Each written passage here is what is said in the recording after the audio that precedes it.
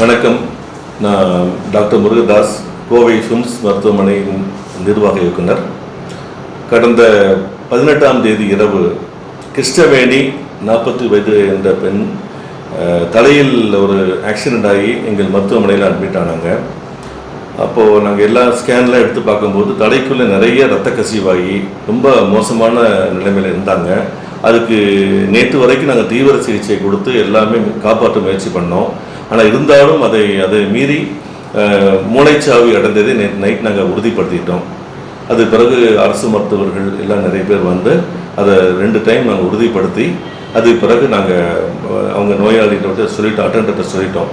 அப்புறம் பார்க்கும்போது அவங்களுடைய ஃபேமிலி மெம்பர்ஸ், ஹஸ்பண்டோ அல்லது குழந்தைகள் எல்லாமே என்ன பண்ணாங்க, நாங்கள் வந்து உடல் உறுப்பு தானம் செய்கிறோம் அப்படின்னு சொல்லி அவங்க வந்து முன் வந்தாங்க.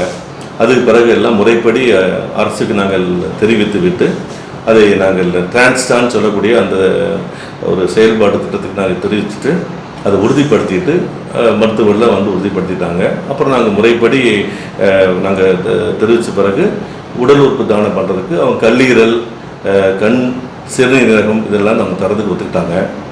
அப்புறம் அவங்ககிட்ட பேசும்போது அவங்க உண்மையிலே அவங்க ரொம்ப ஒரு மிகவும் பாவப்பட்ட ஒரு ஏழ்மையான குடும்பத்திலேருந்து வந்தவங்க. அவங்க வாய் பேச முடியல, காது கேட்க முடியல, அந்தளவுக்கு ஒரு எல்லாருமே நிறைய பேர் எங்கள் வீட்டில் பாவம் கேள்விப்பட்டு ரொம்ப வருத்தமாக இருந்துச்சு.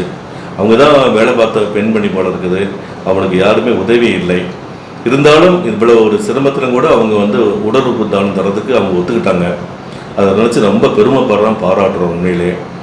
அப்புறம் அதனால ஒரு 4 பேருக்கு 4 நோயாளிகளுக்கு அவங்க உயிர் தராங்க. அதை நினச்சி ரொம்ப பெருமைப்படுறோம்.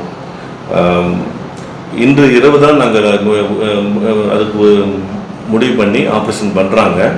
ஒரு 3-4 ஹாஸ்பிட்டல்லேருந்து இங்கே வந்து எடுத்துகிட்டு போகிறாங்க.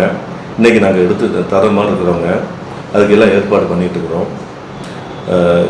இந்த திட்டத்துக்கு உதவிய தமிழக அரசுக்கு மிகவும் நன்றி.